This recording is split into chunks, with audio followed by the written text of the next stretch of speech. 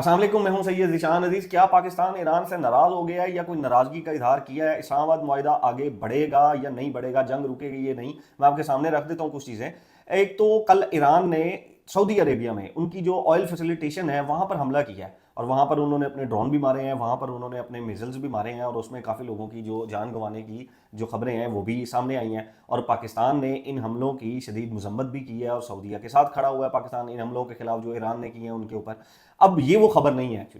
Actually خبر جو ہے وہ یہ ہے کہ یہ جو اسلام آباد معاہدہ ہو رہا ہے یا ہو رہا تھا، اب اس کے اندر کچھ جو میرے سورسز ہیں انہوں نے مجھے یہ بتایا ہے کہ پاکستان نے ایران سے ناراضگی کا اظہار کیا ہے۔ یہ جو سعودیہ کے اوپر حملہ کیا ہے ایران نے، پاکستان نے ایران کو پہلے بھی کہا تھا، یہ ریکویسٹ کی تھی کہ آپ سعودیہ کے اوپر حملہ نہ کریں، ہماری سعودیہ کے ساتھ بہت زیادہ قربت ہے اور ہم نے سعودیہ کے ساتھ ڈیفنس معاہدہ بھی کیا ہوا ہے۔ اب ایک طرف جو ہے وہ پاکستان ثالثی کا کردار ادا کرنے کی کوشش کر رہا ہے کہ کسی طریقے سے ایران اسرائیل امریکہ کی جو جنگ ہے وہ رک جائے، اور یہ جو ایک بڑی جنگ آنے والے دنوں میں جو ہمیں نظر آ رہی ہے، ایک بڑی تباہی ہمیں نظر آ رہی ہے، کیونکہ ٹرمپ نے بھی کہا ہے کہ آج آخری دن ہوگا 47 سال کا جو ایران کے اندر جی رجیم چینج تھی، آج وہ ختم ہو جائے گی اور میں آج تباہی مچا دوں گا۔ اب پاکستان اس کے اندر مسلسل کوشش کر رہا تھا کہ کسی طریقے سے ٹیمپریری سیز فائر ہو جائے 45 ڈیز کا، اور اس میں ایران کی بھی بات سن لی جائے اور امریکہ کی بھی اس کے اندر بات مان لی جائے۔ لیکن میں نے آپ کو یہ کہا تھا کہ ایران نے یہ جو ٹیمپریری سیز فائر ہے اس سے انکار کر دیا تھا۔ ایران نے کہا تھا کہ نہیں، میں ٹیمپریری سیز فائر کے اوپر نہیں آتا ہوں۔ اب یہ جو سعودیہ کے اوپر انہوں نے حملہ کیا ہے ایران نے، اس کے اوپر پاکستان ناراض ہوا ہے، اور یہ جو سورسز میرے کلیم کر رہے ہیں کہ جو یہ ثالثی کا جو پروسیس ہے، یہ جو ڈیل کا پروسیس ہے، اس میں جو لوگ انوالو ہیں انہوں نے ایران کو یہ کہا ہے کہ یہ غلط ہے، یہ تو پاکستان کی پیٹھ میں چھرا گھونپنے والی بات ہے کہ ہم آپ کے لیے ثالثی کر رہے ہیں، ہم آپ کے لیے جو ہے وہ ڈیل کا کردار ادا کر رہے ہیں، ہم آپ کے لیے جگہ کا ارینج کر رہے ہیں کہ آپ بیٹھیں، آپ کی یہ جو اس وقت کشیدگی چل رہی ہے، جو جنگ چل رہی ہے، ہم اس کو روکیں۔ لیکن ہم نے آپ کو سعودیہ کے اوپر حملہ کرنے سے روکا کہ آپ سعودیہ کے اوپر اٹیک نہ کریں، لیکن آپ نے پھر سعودیہ کے اوپر اٹیک کر دیے ہیں۔ اور دوسری طرف آپ کی جو لیڈرشپ ہے وہ ٹویٹر کے اوپر پیغامات دے رہی ہے کہ پاکستان بہت اچھا ثالثی کا کردار ادا کر رہا ہے اور ہم پاکستان سے خوش ہیں، لیکن آپ یہ جو سعودیہ کے اوپر حملے کر رہے ہیں اس سے ہم خوش نہیں ہیں، پاکستان اس سے خوش نہیں ہے۔ اور پاکستان ابھی جو کل رات حملہ ہوا ہے اس کو سعودیہ کے اوپر جو حملہ ہے وہ پاکستان کی پیٹھ میں چھرا گھونپنے والی جو بات ہے نا، اس کے ساتھ اس کو مترادف لے رہا ہے کہ ہم آپ کے لیے اتنا کچھ کر رہے ہیں اور آپ ہماری ریکویسٹ کے اوپر سعودیہ کے اوپر حملے نہیں بند کر رہے ہیں۔ اسی طرف جو ایران کے سورسز ہیں وہ یہ کہتے ہیں کہ ٹیمپریری سیز فائر کے اوپر ہم نے جنگ بندی کرنی ہی نہیں ہے، ہم نے امریکہ کو آمنائے حمز جو ہے اس کا راستہ دینا ہی نہیں ہے جب تک پرماننٹ سیز فائر نہیں ہوتا، جب تک یہ جنگ بندی مکمل ختم نہیں ہوتی۔ اب ایران نے اپنے مطالبات کی لسٹ دی ہے، اور اس میں کچھ جو مطالبات ہیں وہ میں آپ کے سامنے رکھ دیتا ہوں۔ اس میں سب سے بڑا جو مطالبہ ایران کر رہا ہے وہ یہ کر رہا ہے کہ اس میڈیاٹر پروسیس کے اندر بڑے ممالک بھی شامل ہوں، یعنی کہ ایران یہ چاہتا ہے کہ چائنا، رشیا یا اور جو یورپین کنٹریز ہیں یا یو کے ہے اور جو بڑے ممالک ہیں وہ اس پروسیس کے اندر آئیں گارنٹر کے طور پر،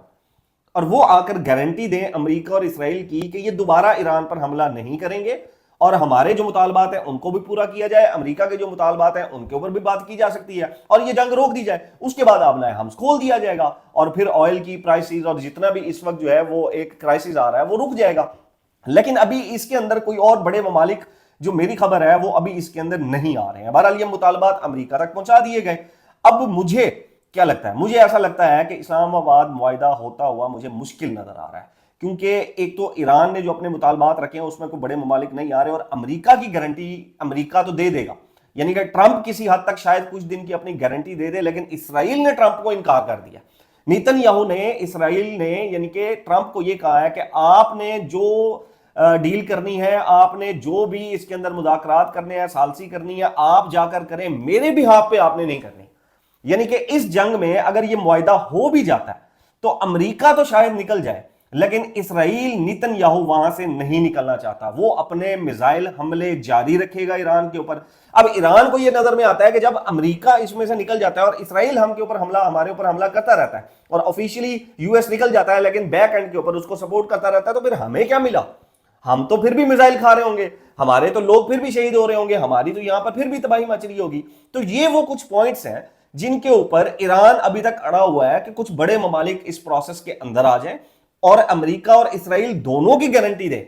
اگر وہ اسرائیل کی گارنٹی نہیں دے سکتے تو امریکہ اسرائیل کی گارنٹی دے کہ وہ دوبارہ ایران کے اوپر حملہ نہیں کرے گا، اس کے بعد تو یہ پروسیس آگے چلے گا، ادروائز یہ پروسیس آگے نہیں چلے گا۔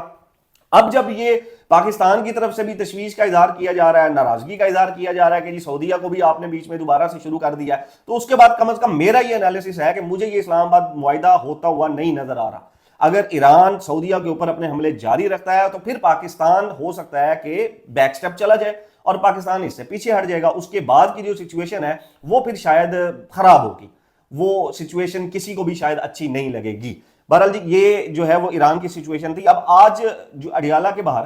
خان صاحب کی جو فیملی ہے انہوں نے یعنی کہ 7 اپریل کو کال دی تھی 10,000 بندے کی، اور پورے پنجاب سے لوگ، پورے ملک سے لوگ جو ہیں وہ اڈیالہ جیل پہنچنے کے لیے نکلے، اور اس کے بعد وہی ہوا جو پچھلے 4 سال سے ہوتا ہوا آ رہا ہے کہ پنجاب پولیس نے بدترین قسم کا کریک ڈاؤن کیا پی ٹی آئی ورکرز کے اوپر۔ اب یہ جو ورکرز ہیں یہ کوئی اپنے ساتھ گنز نہیں لے کر جا رہے تھے، یہ کوئی اپنے ساتھ ڈنڈے نہیں لے کر جا رہے تھے، یہ کوئی احتجاج جو ہے وہ کوئی دھرنا نہیں دینے جا رہے تھے۔ یہ کال دی تھی، ایک خان صاحب سے ملاقات نہیں ہو رہی، خان صاحب کی صحت کے حوالے سے کوئی بات چیت نہیں سامنے آ رہی، فیملی کی ملاقات نہیں ہو رہی، بشرا بی بی کی فیملی کی ملاقات نہیں ہو رہی، تو اس کی یکجہتی کے لیے یہ لوگ جا رہے تھے۔ اب اس کے اوپر پنجاب پولیس نے کیا کیا کہ لاہور سے اسلام آباد جانے والے مختلف جو ریسٹ ایریاز تھے وہاں پر انہوں نے چیک پوائنٹس لگا کر وہاں پر لوگوں کو گرفتار کرنا شروع کر دیا۔ اس میں ہمارے ایک صحافی ہیں رائے غلام علی، ان کو بھی گرفتار کیا گیا۔ پنجاب اسمبلی کے جو اپوزیشن لیڈر ہیں معین قریشی، ان کو بھی گرفتار کیا گیا۔ پھر اس کے ساتھ جو ہے وہ میں آپ کے شیخ امتیاز گیلانی، یاسر گیلانی، شیخ امتیاز صاحب، یاسر گیلانی، راشد بٹ ہیں اس کے اندر، اور بڑے نام ہیں اس کے اندر جو ہے جن کو مون صاحب ہیں ایم پی اے ہیں، وہ ان کو بھی اس کے اندر گرفتار کیا گیا۔ پھر پنڈی کے اندر بھی بڑا بروٹل قسم کا ان کو ڈنڈوں سے مارا گیا۔ یہ آپ نیچے تصاویر بھی دیکھ رہے ہوں گے کہ پنجاب پولیس گاڑیوں کو بھاگ بھاگ کے روکتی رہی ہے، جو ملتا تھا اس کو اٹھا کے گاڑی میں ڈالتے رہے ہیں، جو ملا ہے اس کو اٹھا کے انہوں نے گاڑی میں ڈال دیا۔ اب کچھ دن پہلے لاہور کے اندر بھی پنجاب پولیس نے لوگوں کو جو گرفتار کیا، ایک جو ہے 60 ڈوگر لڑکا ہے اس کو بھی گرفتار کیا، اس سے پہلے وہ اتنی دفعہ گرفتار ہو چکا ہے خواہ مخواہ۔ یعنی کہ مہنگائی مارچ کیا آپ نے مہنگائی مارچ میں عمران خان کا نعرہ لگا دیا کہ یار وہ دور اچھا تھا، اٹھا کے اس کو جیل کے اندر ڈال دیا۔ اب اسی طرح ایک اور جو ہے وہ پی ٹی آئی کے ورکر ہیں، سپورٹر ہیں، ان کے تو پورے خاندان کو اٹھا کے ڈال دیا، ان کے والد کو، ان کے بھائیوں کو اٹھا کے ڈال دیا۔ مجھے کوئی بتا رہا تھا کہ ان کے والد صاحب کی پاؤں کی 3 انگلیاں کٹی ہوئی ہیں، شوگر کے مریض ہیں وہ، اور ان کو اٹھا کے انہوں نے جیل میں ڈال دیا۔ میرے خیال میں کوئی علی کیانی صاحب ہے، ان کی فیملی کو بھی اٹھا کے ڈال دیا۔ تو ابھی تک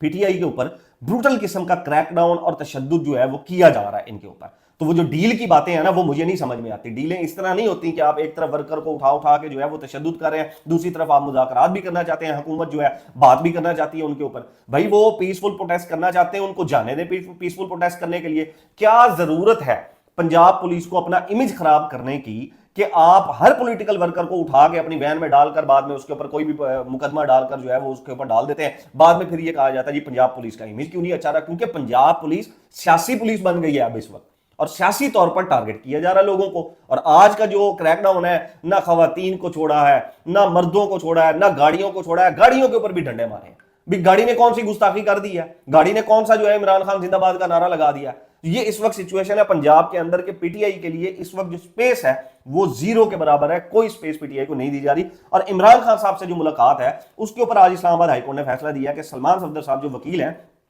وہ جا کر عمران خان صاحب سے ملاقات کر لیں۔ اب اس فیصلے کے بعد میں یہ سوچنے پر مجبور ہوں کہ آخر یہ کون سی ایسی عدالتی جو ہے وہ کتاب ہے جس کا یہ فیصلہ ہے کہ فیملی نے نہیں ملنا، جس کا یہ فیصلہ ہے کہ بہن نہیں مل سکتی، جس کا یہ فیصلہ ہے کہ اس کی بیوی سے ان کی بہنیں نہیں مل سکتی، خان صاحب کے اپنے بچے نہیں ان سے مل سکتے، ان کے کزن نہیں ان سے مل سکتے، ان کی لیڈرشپ نہیں مل سکتی، وکیل جائے اور جا کر مل لے۔ بھائی کون سی عدالت ایسا فیصلہ دیتی ہے؟ بڑے سے بڑے مجرم کو اس کی فیملیز تک رسائی دی جاتی ہے۔ جب خان صاحب کی آنکھ کا مسئلہ ہے، بشرا بی بی کی آنکھ کا مسئلہ چل رہا ہے، اس دوران میں عدالت کا یہ فیصلہ، اب اس کے اوپر جب تنقید کی جائے تو پھر آپ کے اوپر کیا ہو جائے گا کہ جی کنٹیمپٹ آف کورٹ لگ جائے گا آپ کے اوپر، آپ نے یہ کیا فیصلہ کر دیا۔ پھر جب بات کی جائے کہ آزاد عدالتوں کے آزاد فیصلے اس طرح نہیں ہوتے ہیں۔ عمران خان صاحب سابق وزیر اعظم ہیں، ایک قیدی ہیں، ان سے ملاقات کرائی جائے، ان کی فیملی جائے، فیملی جا کر ان سے ملاقات کرے۔ انہوں نے کہہ دیا کہ ہم کوئی سیاسی بیان نہیں دیں گے، ہم کسی ادارے کے فیلڈ مارشل صاحب کے بارے میں بھی ہم بیان نہیں دیں گے، ہم کوئی سٹیٹمنٹ نہیں دیں گے۔ اس کے بعد بھی فیملی سے ملاقات نہ ہونا، خان صاحب کی آنکھ کی بینائی ختم ہو جانا، اس کے بعد عدالتوں کا یہ فیصلہ دینا کہ وکیل جا کر ملے اور آ کے خاندان والوں کو بتا دے، بہنوں کو بتا دے کہ آپ کا بھائی کس طرح۔ تو میں کیا اس کے اوپر جو ہے وہ بولا جائے۔ خیر جی، ایک وزیر جو خزانہ ہے وہ آج ان کی میں ایک سٹیٹمنٹ دیکھ رہا تھا، اور وہ یہ سٹیٹمنٹ فرما رہے تھے کہ ہم کچھ ادارے جو ہیں وہ بند کرنے جا رہے ہیں،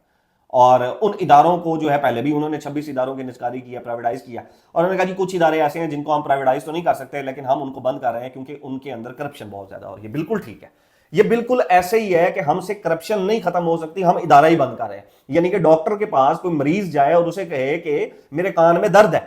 اور ڈاکٹر جو ہے وہ اس کو بولے کہ کان کاٹنا پڑے گا، اور ڈاکٹر اس کا کان کاٹ دے اور پھر اس کو بولے کہ یہ لو، اب نہ کان ہوگا اور نہ اب اس کے اندر درد ہوگا، یعنی کہ نہ ادارہ ہوگا نہ اس کے اندر کرپشن ہوگی۔ نہ کرپشن ہم نے نہیں روکنی، ہم نے اینٹی کرپشن بنائی ہوئی ہے، ہم نے ایف بی آر بنائی ہوئی ہے، ہم نے نیب بنائی ہوئی ہے، ان سب کو تو ہم نے یوز کرنا ہے سیاسی،